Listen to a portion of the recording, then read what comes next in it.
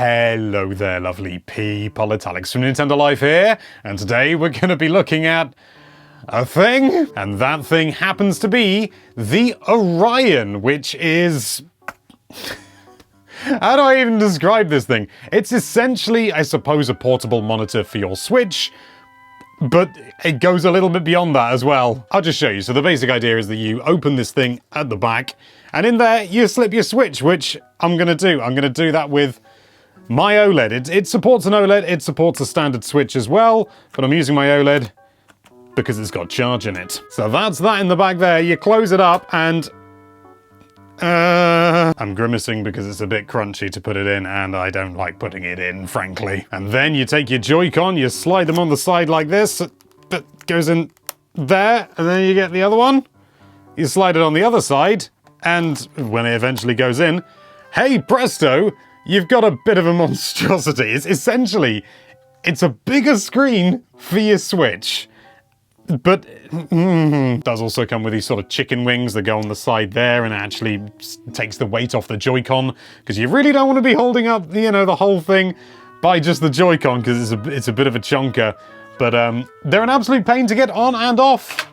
So I'm not going to bother. And there you are. You got your Switch XXXL, for example, which, you know, sort of great big screen on the Switch. Isn't that a fun idea?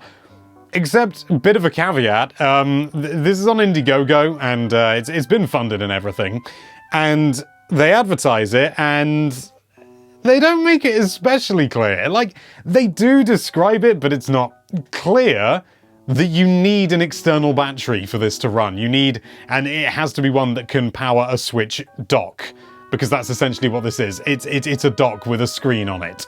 And so, you know, it's got these hideous, absolutely hideous Velcro straps at the back to hold a battery in place. And they say only use ones from our website, and there's nothing on their website about batteries. In fact, their website is looking a little worse for wear at the time of recording. And so what the instruction manual recommends, if you're not using a battery, you use the official Nintendo Switch power supply, which means you got to be near a plug socket, you got to plug it in, you got to go around the back here, plug this in, around the back, right where your hand's gonna go, and it turns on briefly. It will turn on properly when I press this.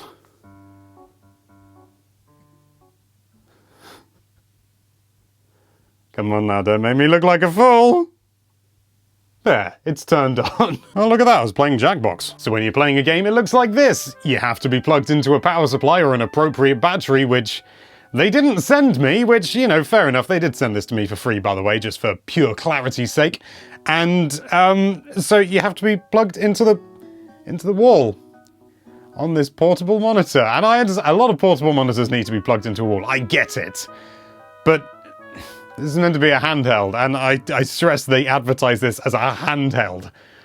This is a handheld. So the fact that you've got to be plugged into a wall at all times is already one problem. That's one problem right there. Another problem is the fact that it is far, far too heavy to use as a handheld. It's far too big. Like, you know, this thing is enormous. I don't quite know how else I can stress this than the fact that it's difficult to get in the frame. So, you know, you sort of think, okay, a plain handheld, but then they say not to use it without the chicken wings, because then it can cause undue stress on the Joy-Con, and appropriately so. It does charge the Joy-Con, which is a nice touch. Although it's not a wired connection, it's still wireless. So they say, you know, have these little chicken wings on, and they do take the strain off the Joy-Con, they absolutely do. But it doesn't change the fact that it's incredibly, incredibly heavy. Like, I'm gonna weigh it. I'm gonna weigh it and show you how many grams it is, and then put it in freedom ounces. All the promotional material shows people using this not really as a handheld. They're sort of resting it on themselves like this, sort of awkwardly, or they're resting it on their lap, or they've got it on their knee, or something like that. Then it's not a handheld. A handheld means it goes in your hands. It's too heavy. It's too big. It's not practical as a handheld. All right? And that's not the only problem with it. The screen here is an IPS display. It has a matte coating on it, and it claims it is full HD on their Indiegogo page. God, where to begin? First of all, yes, this is an IPS display. You can tell because, you know, you go like that and the viewing angles are very good. The colors don't change, they don't invert or anything like that. It is an IPS panel. That is true. It's not full HD though. It's very unclear. It claims it's a full HD panel on their Indiegogo page. It's not. It's just flat out not. Like, I've been into this and I've looked through it and it is not a full HD display. My eye is initially put off by the fact that I played a game that I know very, very well, Super Smash Bros. Ultimate. I know exactly how it's supposed to look, and it was not 1080p. I couldn't quite put my finger, because it didn't look quite 720p. I changed the, you know, output resolution to 720p, and it changed, it looked different again, so I knew it wasn't 720p either. So I plugged it into a PC, because this has got a standard HDMI in, which is kind of handy, I suppose. Plugged it into a PC, and the PC was like, hey, I can see there's a monitor here. I know the resolution you want. 768p, baby, which is a slightly odd resolution. It's not completely outlandish. It's used on some laptops and things like that. And so I'm guessing this is just a panel that would be used on something else. But it's not 1080p. It's flat out not 1080p, and I've got the numbers to prove it, which I think is a bit misleading. The instruction manual only muddies the waters. In the features section, it says 11.6-inch IPS panel, HD, upscale to FHD, which is full HD, overdrive and DCR. Overdrive being, you know, improving the pixel response time, and DCR being dynamic contrast something? That sentence in and of itself is a little bit unclear, and people have left comments on the Indiegogo page as well, saying, oh, is it full HD or not? You know, some people seem to be confused, or they're just asking what the resolution is. And they've been a little bit clearer there. They've said, let me find an exact quote. So the Indiegogo page says it is a full HD 11.6-inch monitor. Full HD is 1080p, which it isn't. And in the discussion where people have asked, what is the resolution? Please tell us the resolution. They've described saying that the pixel density is 720p or upscale to 1080p based on your Switch settings, which upscales, what, a 1080p image to a 768p image? As far as I can tell, I think at one point they do mention the actual resolution. Oh no, that's right, they say it's a 720p monitor, which it's not. It's not a 720p panel, it's 768. And now I say that, I fear it's 786. I'm pretty sure it's 768. So clearly there's a little bit of confusion, shall we say? Shall we be generous? There's a little bit of confusion about the resolution, but the fact is, it's 768p, it is neither 720p nor 1080p, which means both have scaling artifacts, and it looks okay. All right, it looks okay, but that's all it looks. And what else did I say? It's got a matte screen protector, not screen protector, a matte coating on it. It's a matte screen, which you can probably tell by the fact that it's not reflecting a lot of light. It is. It's not a good one though, which means you get that sort of grainy sort of rainbow effect that you get on sort of like cheap like screen protectors and things like that are anti-glare and things like that. And it's not awful, but it's not good either. I think I'd honestly prefer a glossy screen if it meant that it would be a little bit clearer. Having said that, the resolution is still whack. The color reproduction isn't very good. I mean, it's okay, but that's all it is. I'm looking at it now and the colors are kind of muted. Like, I know I'm a little bit more used to the OLED than perhaps. I've used the OLED a lot. I'm very used to the lovely sort of bright, vibrant, vivid color and things like that. But I even compared to an original Switch and things like these monitors, which are color calibrated, and the color is muted. And you go into the settings and you can fiddle with it a little bit, but it then starts affecting other things because you're essentially changing the white point and the color temperature rather than the actual color. You can't really adjust the color. I'm gonna double check by going into the horribly simple menu in here and just double check.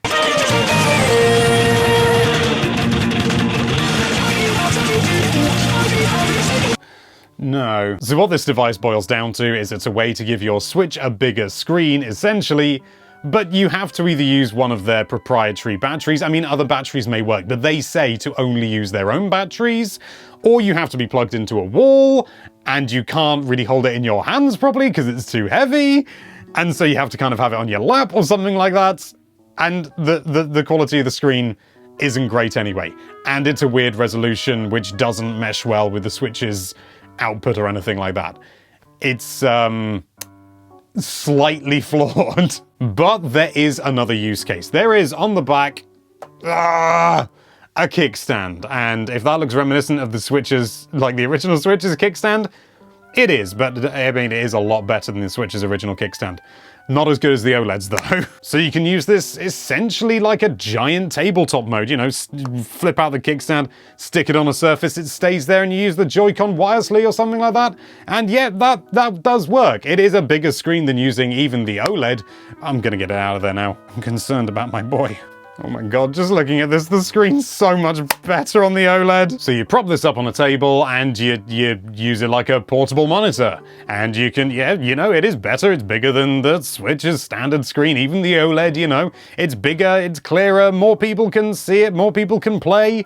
And yes, that is genuinely a useful situation. But if you're going that far, you might as well just get a portable monitor.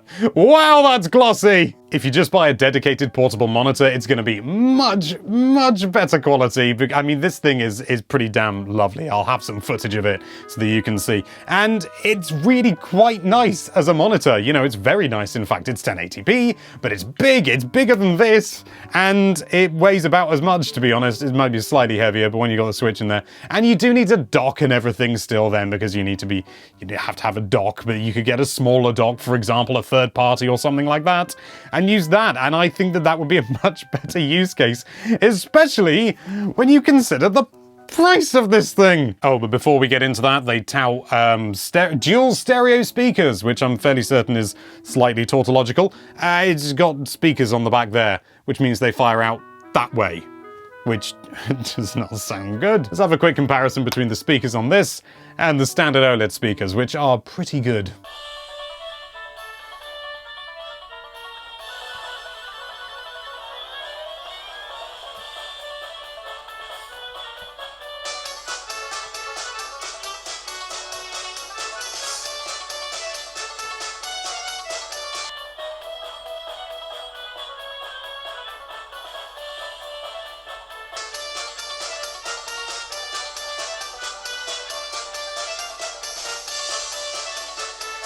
The price of this unit, as it is, as you see here, although it comes with some accessories. Like I say, it's got the got the chicken wing adapters and stuff like that to take the stress off the Joy-Con, which if you're going to try and use it handheld, you kind of have to use those. And it comes with a bag, which is... Well, look at the size of it. Look at the size of it. I know, you know, when you've got the Joy-Con and everything on there, but this thing is huge, and it's got drawstring at the end, and that's why. But it's clearly not designed. It's just a cheap, what, you know, someone would call an egg bag. So this unit, as it stands, with no battery, but comes with its egg bag and its chicken wings, but no Joy-Con, no Switch or anything like that. As it stands, just this unit by itself is £188, which is $249 US, which is apparently discounted by 16% because the RRP is $299, which essentially $300 for this. And it's not even built well. It's got this cheap plasticky finish to it. I think it's to make it light, which I get that. They want to make it light because it's meant to be a portable device. This isn't even with a battery on it. Battery's going to add even more weight, or you're going to have to be plugged into a wall. The use case for this, when I first heard about this, I thought, oh, that's kind of interesting. That's kind of cool. And that's why, you know, sort of accepted this unit. But when I actually got my hands on it, and all the caveats, you know, it's bigger than a standard Switch screen, but it's not as nice. It's smaller than a TV, but it's not as nice. The cheap plasticky housing, like this, is really sort of flexible and stuff, and it just sort of loud and crunchy. The cheapness of the display actually runs on 5 volts, which is quite impressive, but I've looked it up online. It's not that unusual these days, apparently. The use cases for this are so slim, like maybe as a portable monitor, maybe as a giant handheld, but no, it's just not practical in most of its situations. There are better options for all of them.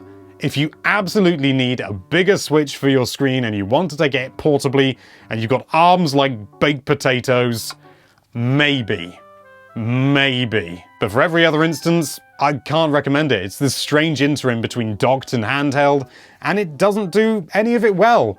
It's a shame, because as an idea, it's kind of fun, but in practicality, it doesn't add up. If you do want to learn any more about this for some reason, then you can find links in the description down below. But yeah, it's just not good. Thank you so much for watching. If you like this video, then why don't you admire that subscribe button, which is slightly blurry, slight scaling artifacts, and a little bit too big, and yet a little bit too small in other applications. And be sure to check out NintendoLife.com for all sorts of lovely Nintendo-related content. Thank you again for watching. Bye-bye.